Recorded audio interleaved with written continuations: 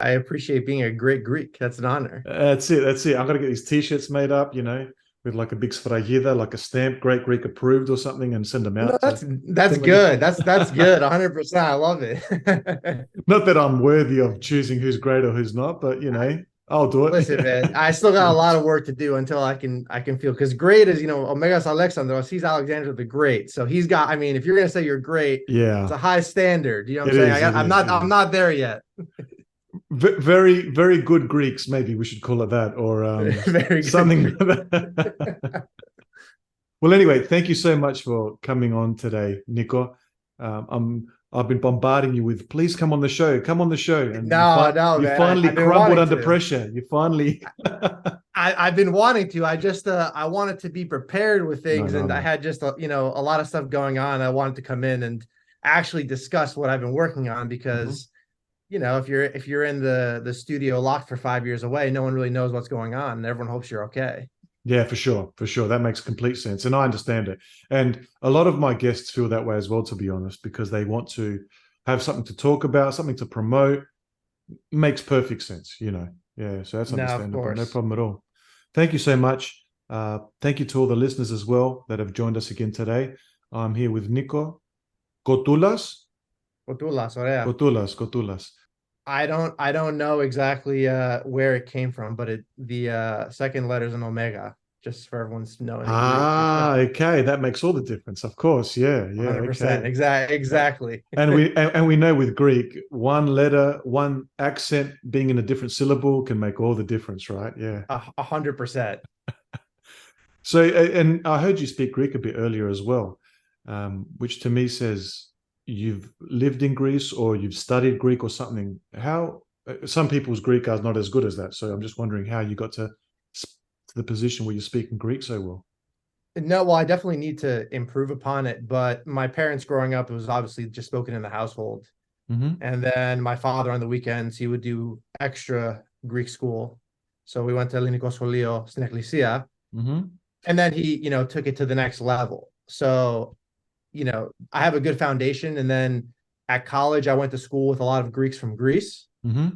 So I maintained it. And then if I go to church, obviously there's some Greek spoken, but Hmm. now going to Greece every summer, if I just go and stay there for I think 3 months, it'd be at a really good level. But I'm very Yeah. grateful to have spoken it as a kid because you also keep the accent too, and Hmm. the foundation is very key. And then you can learn other languages too, right? Absolutely. Yeah. You automatically have two languages almost, and then you can get a third and fourth if you want to work at it. A Yeah. 100%. Yeah. So Yeah. And did you hate going to Greek school like we all did? pretty much, yeah, it was good. I had a lot of actually good teachers too. So it was definitely solid, and it also helped with speaking, public speaking, because you speak in front of the church in front of 500, 1,000 people, and that's when you're 7, 8 years old, right? So you can overcome Yeah. all those fears, and then that Hmm. helps you later on in life. Hmm. And I've spoken with a few. You're in New York, is that? Oh, LA and New York, is that right? Yeah, I'm a little all over the place now. So And where were you born and raised? New Jersey. New So Jersey. Okay, okay. yeah, IU Andreas, the St. Andrew's Church is where we grew up. Wonderful, wonderful. Decent Greek community in New Jersey.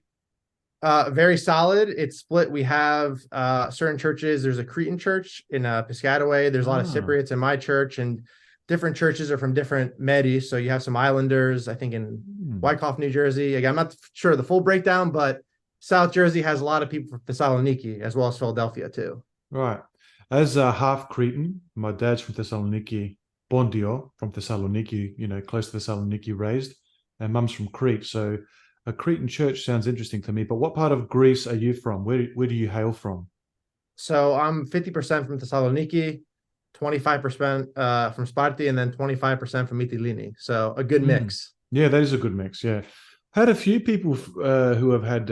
It's interesting. There are some guests that have come on. You get to hear some of the places regularly. So Thessaloniki seems to come up quite a bit, and Mytilini and Sparti as well.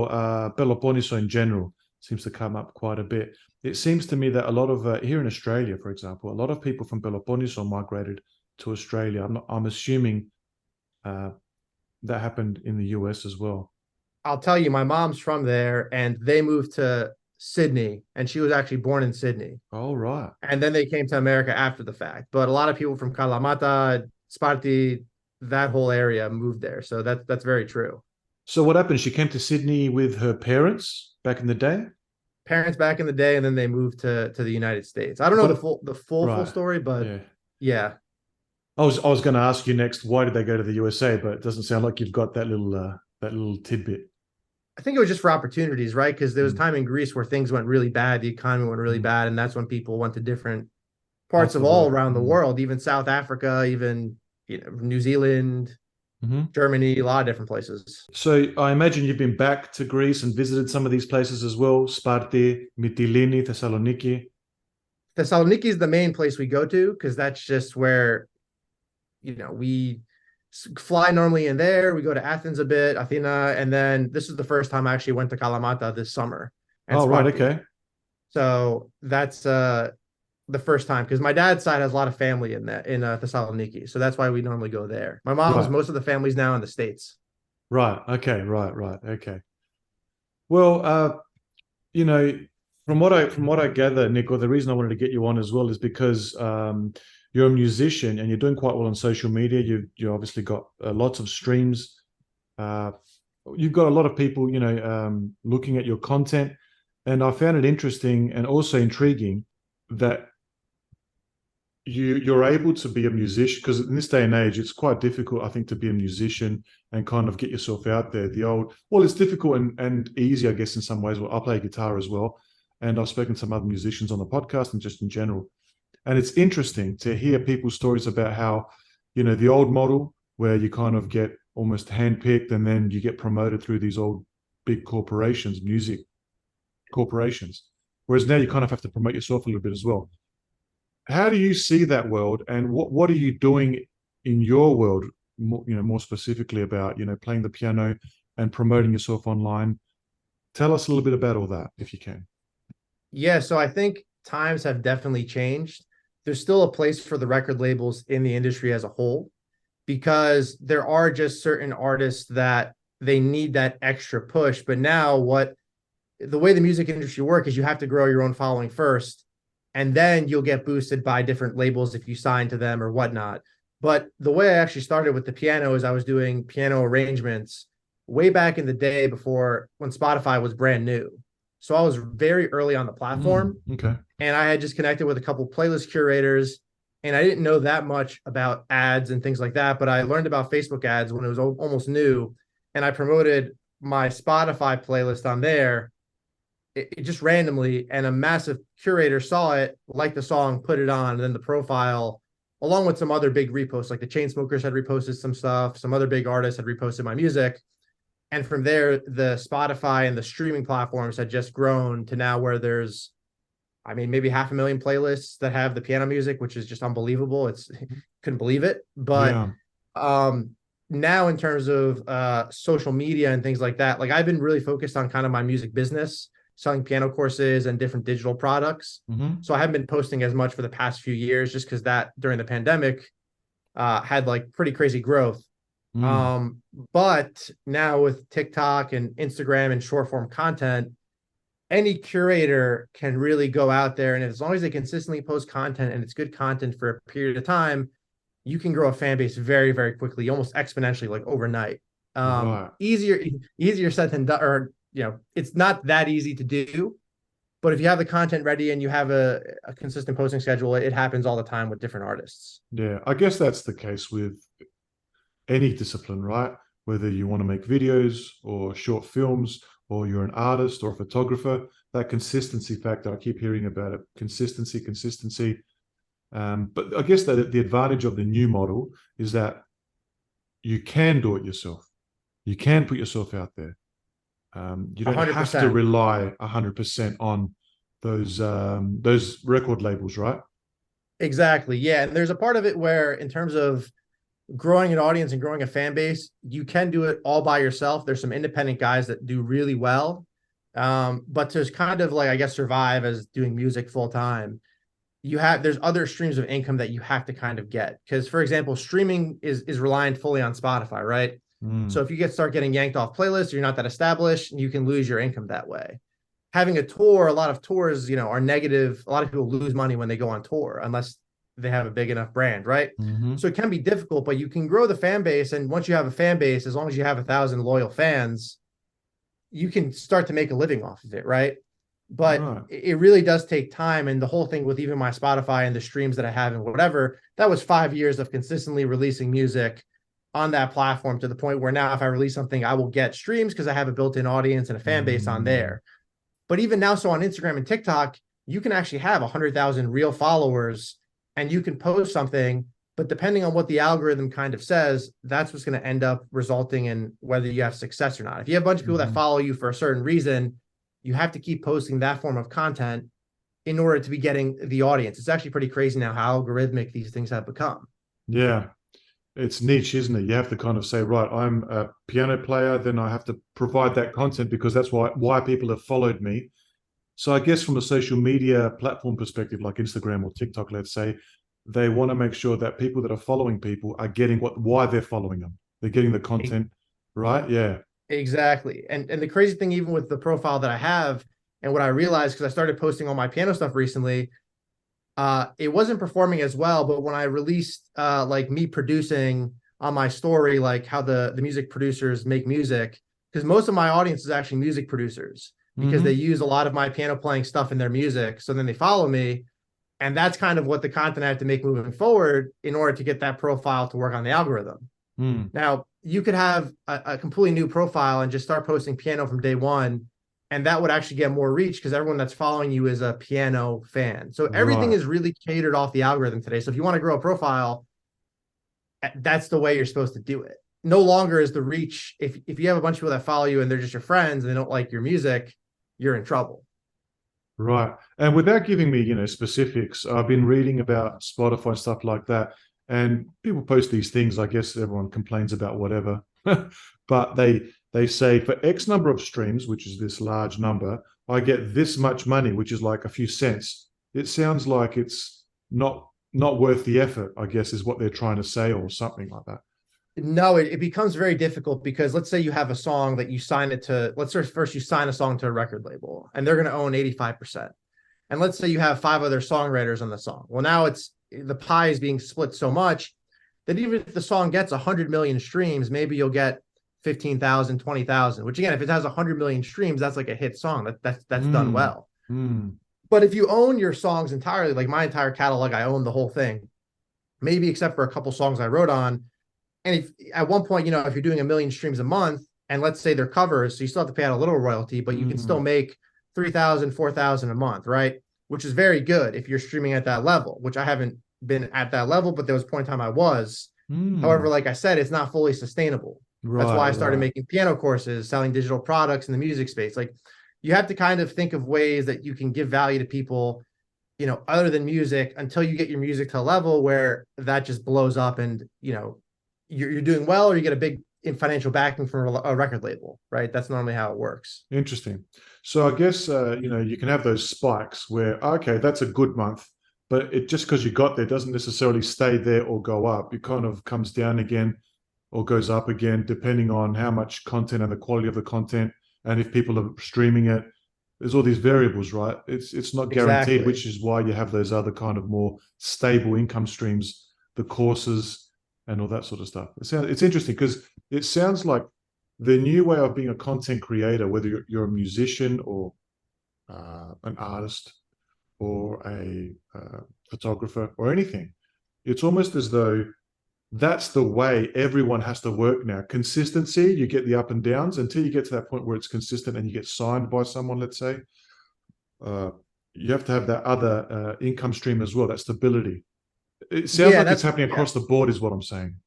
100%. A lot of content creators, even I know, because my company will do sponsored posts with different very successful music producers, very successful writers that have Grammy nominations, have billions of streams, and they're not getting by like everyone would think, because it's not, again, unless you're the main artist, like Drake, for example, he's touring and he's making good income. But a lot of the producers, a lot of the writers, even a lot of artists that do well, monetizing art is a very difficult challenge, and you really have to kind of get to the exponential level. In terms of, like, even as a pianist, there's a lot of pianists that do well, but most of them are teaching on the side. Most of them are doing something different just to kind of stabilize and maintain, right? And that's the beauty of the internet today, though, is that if you are talented and you can make a course, you can make a digital product, and obviously that's a lot of work in itself. Yeah.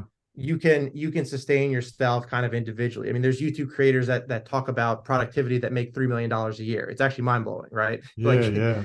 It's crazy. Let's go back a little bit, if we can, and talk a little bit about how you got into the piano initially. Did you get one of those, Toys R Us little things where you're just bouncing your finger on the different keys and spark something at the age of 2? Or did it come a bit later? Or did you hear someone? What happened there? How'd you guess the age of 2? I don't know, because I guess that's what I didn't. That's where it started. No, that's when I got the kids toy. Interesting. Yeah, no, it's 100%. And I was playing melodies and things like that at a very, very young age. I mean, my dad was a professional Greek dancer. So, we had Greek music on, loved dancing. I mean, he taught at the church. So I was dancing from a young age. So I got rhythm down. My next door neighbor was a piano instructor. So she took me on extremely young. And then from there, it was just about staying consistent and doing a bunch of different things, playing in bands, singing in choirs, listening to all types of music, African music, Caribbean music, Chinese music, Yanni, a lot of different influences. And then from there, just staying consistent with it, and eventually just starting to release recorded music on Spotify and on YouTube. And that's how it all kind of started. But it's been a passion. It's the truest passion. It's something that when you're a kid and you start playing, it's okay, this is what I want to do. It just made sense, right? I did a bunch of other things though, but that's what I really wanted to do. That's interesting, because a lot of people are still looking for the thing that they're passionate about, even in the older, generations, I guess. A lot of us, I guess, a lot of people weren't told from young, you've got to find what your gift is, what you're really passionate about. So I guess that's one reason why maybe people didn't follow their dreams. But even finding what you're passionate about may not be as easy for some people. How would you recommend, you sounds like you realized very quickly. How would you recommend people find what they're passionate about without knowing it from the age of 2? It's a strange question, I guess, but it's just an interesting concept. I think it comes down to, in the end, one, you have to just try things and not be worried about the judgment of others. Yeah.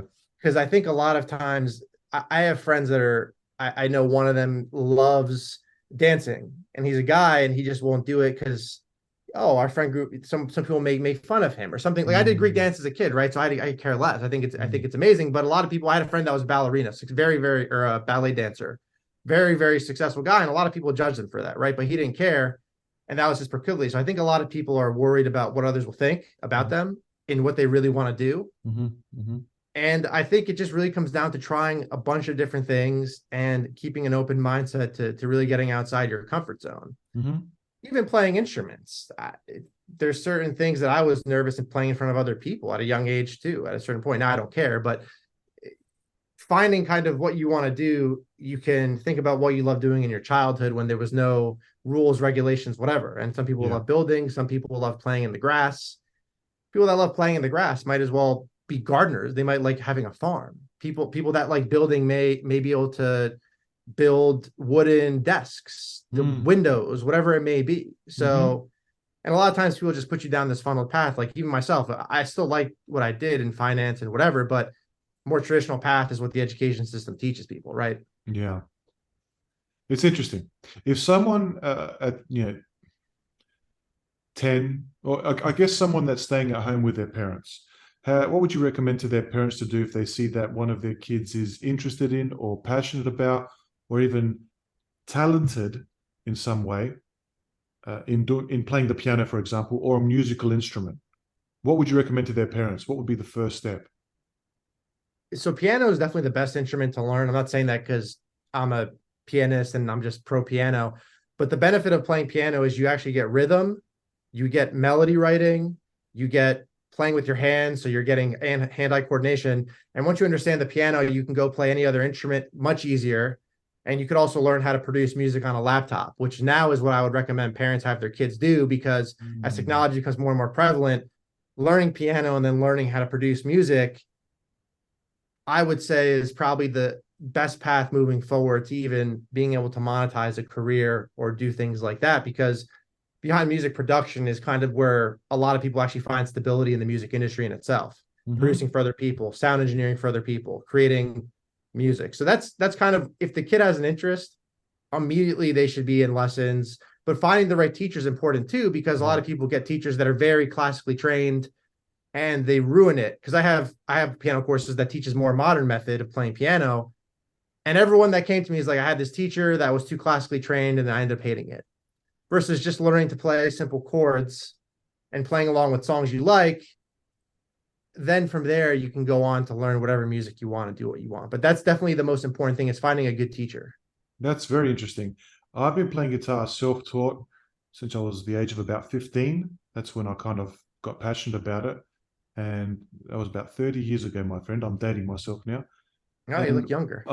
Thank you. I've got a daughter. She's turned 13, and she's finally just decided to play guitar. She's interested. And that's kind of one of the reasons I'm asking, not just for myself, but for people listening in as well. You know, I can teach her, I can sit with her, you know, but I'm also dad. So there's automatically this barrier, you know. So I'm thinking, how do I find a teacher that's going to keep her engaged and interested? Because I know that a lot of parents say to me, you know, we've sent our kid here, sent our kid, well, exactly what you said, and they get bored very quickly because of the traditional ways of teaching those instruments. Yeah, it's tricky because it takes a lot of, someone really wants to have to learn. Like deep down, you have to have a burning desire to want to learn something. If you're going to go purely down, like yourself, for example, you really wanted to learn guitar. Going down the self-taught path can be very challenging because you don't have, I'm sure you know, you don't have an instructor holding your hand there. But just getting started, having someone that can kind of guide you a bit until you're at the level of confidence where you can kind of go on your own is, my opinion, the best path, and how I actually did piano. I think I stopped lessons at 16, and I still did take lessons here and there from different people to learn advanced techniques, different perspectives, things like that. But yeah, definitely trying to find someone that can just build the foundation of stability, just learning the basics in a fun way. And the apps, I can say they definitely do that, but people, they're not as fond of them. Some people are and some people aren't. It's kind of hit or miss, I found. It's interesting to hear. Yeah. What I might do actually, Niko, at this point is just shift the topic a little bit, to the discussion a little bit, to something a little bit more fun, just a little hot seat thing where I ask you a couple of random questions. Okay. And you've told me you've heard some of the episodes, so you know what this is about. What I should have done is change the questions to shock you, so you're not prepared. But that's okay. We'll go with the standards here. There might be a few that you're not prepared for, but anyway, we'll go with this just to break it up a little bit and have a bit of fun. So the first question is, what's your first memory? Greek festival. Funny enough, I know it's a Greek. I'm not just saying that because it's a Greek podcast, but I remember being at a Greek festival as a little kid. Okay, whereabouts, in New York or LA? Oh, this was in New Jersey. Yeah, New Jersey, in New Jersey. Right. Yeah, it was in New Jersey. What's your favorite high school subject? I don't want to say music, so I'm gonna try. I'll say math. I'll say math. Math, but actually, history. History was good. Political science. Political science. Okay, interesting. I mean, you mentioned earlier that you were in finance, so I guess the maths part comes into contact with that. It aligns. It makes sense. It does, yeah. Analytical things, I guess. Who was your hero as a child? I'd say my dad, but then aside from him, if it's not him, I'd probably say. That's a tricky one. Probably Alexander the. I didn't know him, but like Alexander the Great, you grew up. I'm not trying to make this all Greek. I'm just no. I'm not just saying it for the podcast purposes. But Megas Alexander. I mean, you hear all the stories about him. This guy was a beast. It's interesting. As Greeks, we kind of get caught up sometimes. I've noticed as well, and I understand why. I do the same thing. Where because we're Greek, we want to be careful. But there are xeni, as we say, or non-Greeks, who are answering those kinds of questions with Greeks from the past, because it's a worldwide kind of culture, I guess. That's the reality. I mean, Alexander the Great, Socrates, these are people that influenced not just Greeks, but all different cultures. Yeah. Yeah, but I understand what you mean. You're on a Greek podcast, so you don't want to just mention but I get it. I'm not sure. Yeah. King Leonidas too. I mean, after seeing 300, I was like, this guy's on another level. Yeah, for sure. What about hero in terms of music? Is there a hero, someone that you looked up to in terms of music? Yeah, Yanni is number one. Okay. I'd say awesome. for sure. Definitely number one. Avicii number two. Okay. What about Vangelis? Yeah, Papathanasiou, right? Yeah. he's the one that invented, I think, MIDI format. He was the keyboard guy. Right. Yeah. Like Yeah. Yeah. he was big on the keyboards. Yeah. I didn't get much exposure to him. But everyone says I should have. Chariots of Fire and stuff like that. Chariots Is of Fire. yeah. Yeah, yeah, Yeah. Yeah. I know that song. Yeah. Yeah. Okay. Baklava or galaktobureko? Baklava. One person you'd like to have dinner with, dead or alive, That's a tricky one. over a baklava. That are maybe George Washington. I'm just interested to hear someone from the American Revolution, probably. I mean, if not a Greek, George Washington, I think would be very interesting. Mm-hmm. Or Benjamin Franklin. Your proudest accomplishment? Doing what I love doing every day. Yeah.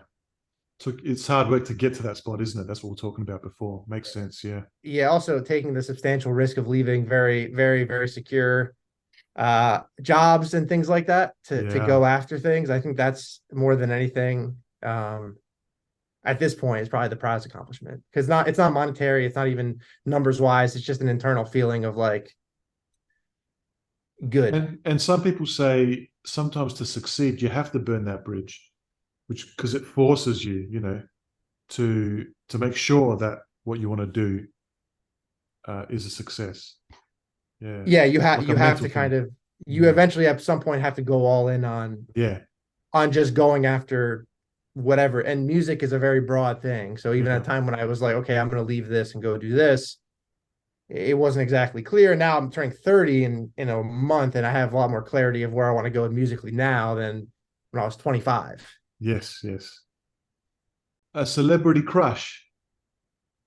I don't know if you're married. I don't know if you're married or if you can say these things. I'm not married. In terms of the celebrity crush, I can tell you something funny off air about that. Okay. But okay. No, I gotta tell you, you're gonna laugh. But in terms of the celebrity crush, I honestly don't have one. I guess everyone thinks Margot Robbie is attractive or something like that, but I don't know. I don't have a celebrity crush for you. But if I guess maybe her. Maybe her. Okay.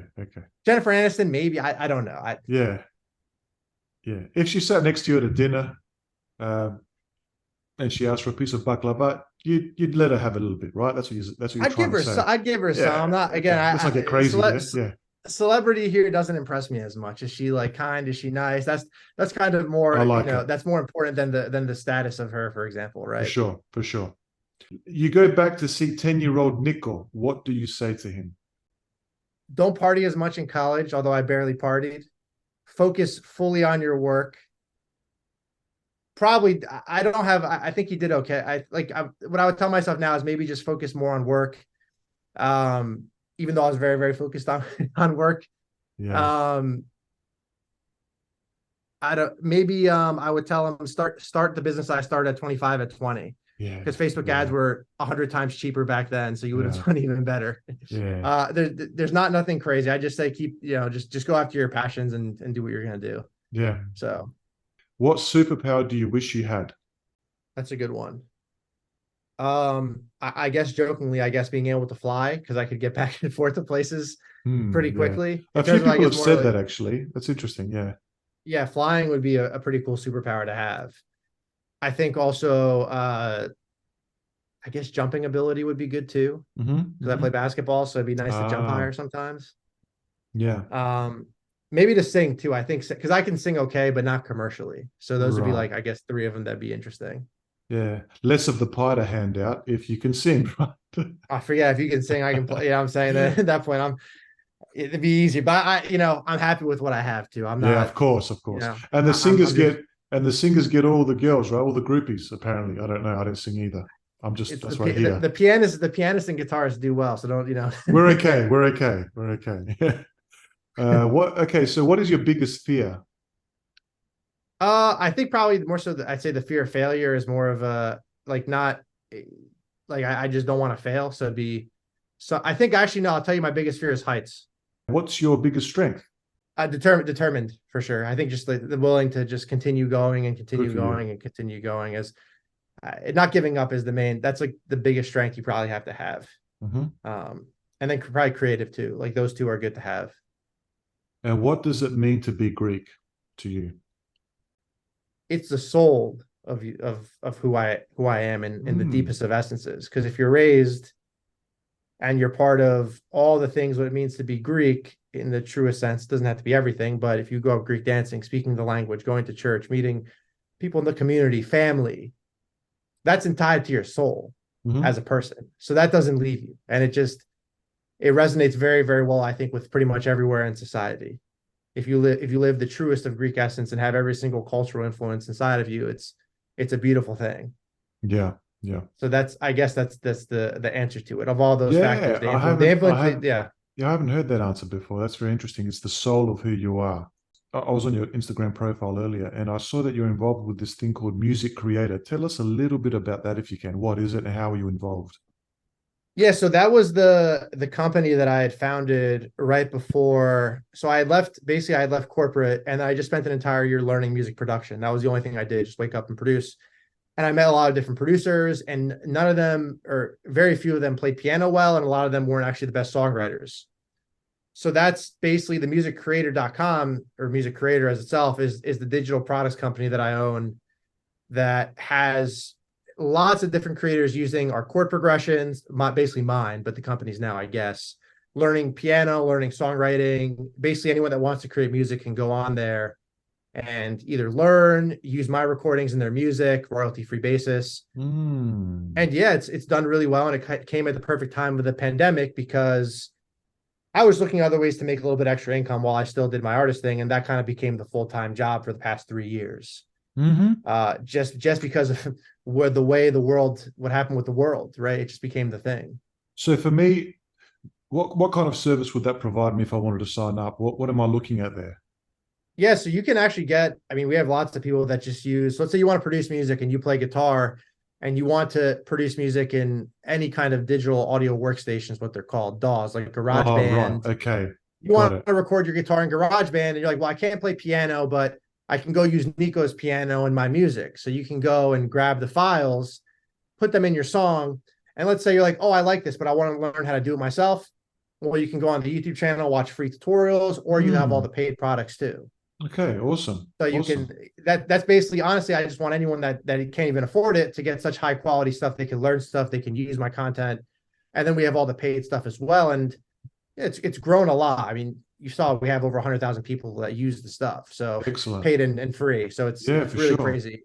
And guys, if you want to, find this website, musiccreator.com, there's some free Yep, very products there. simple. You can try it out. And if you like what you see, there's some plans, I imagine, or you pay per product. Everything's per product. I've Okay. I've contemplated subscription based, but it just works best with the bundles and the way that we do it. And now my focus, again, I've been doing this I still was doing music, but now I'm very locked in on just the music side of things. So it's been kind of running for a year without much Sure. involvement from my end, other than a couple quick sprints here and there, just Yeah. to do product launches and things like that. But just easier that way. Going back to the classical music for a moment, we mentioned it a bit earlier. We all know these names: Mozart, Bach, Beethoven, uh, Tchaikovsky, Vivaldi, all these. If you, as a pianist who's maybe studied some of these people and their music in your journey, who would you say was kind of the most influential of the group of all those players, and why? Why are they so influential? What separates them from the other ones that aren't as well known? What's going on there, do you think? Yeah, Beethoven, that's my favorite. I think Mozart obviously is well known because they had a couple of songs that they just took off, and you have to actually think of it. A lot of them took off because the Almost like church social adopted it. media back in the day. Sorry, yeah, go on. The church was social media in essence. So Right, right, if the right, church, I'm pretty sure yeah. that's how, I could be wrong, but Mhm. I'm 99% positive. Like hymn of the like one of the big hymns that Mozart had, "Ode to Joy," that's what it's called. Oh, to joy, And the yeah. church adopted it. So then he was then well known. Plus, I think Mozart's father had him playing piano since the age of 3 years old, and he was the one taking him on tours and things like that. And that's ended up what there might have been someone else, but maybe maybe another life. But Beethoven had a couple of, again, like hit songs that were then adopted by whoever was back then. I guess the church adopted it. Like he was just well known at that period of time. And Mhm. I'm pretty sure there was a couple hands back in the day that had all the control, like kind of the record labels to some degree. There wasn't a TikTok and there wasn't a technology to disperse your music. Back in 2008, I went to see Greece play in the football, soccer, European Yep. Championships, and it was in Austria and Switzerland. And where Greece was playing was in Salzburg, which is the birthplace and hometown of Mozart. Yep. And I was lucky enough to go see his house and all that and spend some time there. I think it's actually where they shot The Sound of Music as well, the movie with Julie Andrews and all that.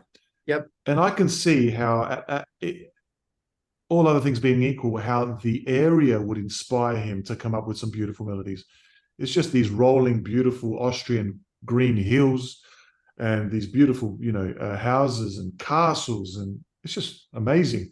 So I can just almost picture him being out there, coming up with these melodies because it's just surrounded by beauty. It's interesting. Yeah, nature is definitely inspiring for sure for any artist. Like just going out in nature, you can get ideas. And a lot of us now stuck in these little apartments, banging on the side, wall, stop, keep that record down or something, But I guess inspiration comes from different places. Yeah. There's some people that honestly they just crank in their tiny studio in the basement of their house and they make some of the most amazing music. And others, like Avicii, for example, he went and took his best friends, I guess his writers and whatever, and they took a producer set and they traveled across the country in nature and produced music and wrote songs and did it that way. So everyone has a different stroke. Sure. I'll play one more little game with you as well if we can, Niko. It's called Castaway, where I ask you to imagine yourself on a deserted island, and you have to pick one Greek food and one Greek singer's discography or Greek artist's discography that you can have with you. Who would it be and what food would it be? If we're going to go traditional Greek, I'd say probably Paskalis Terzis or Mitropanos. Sure. And then in terms of the food, I don't want to say gyro because that's such a basic answer.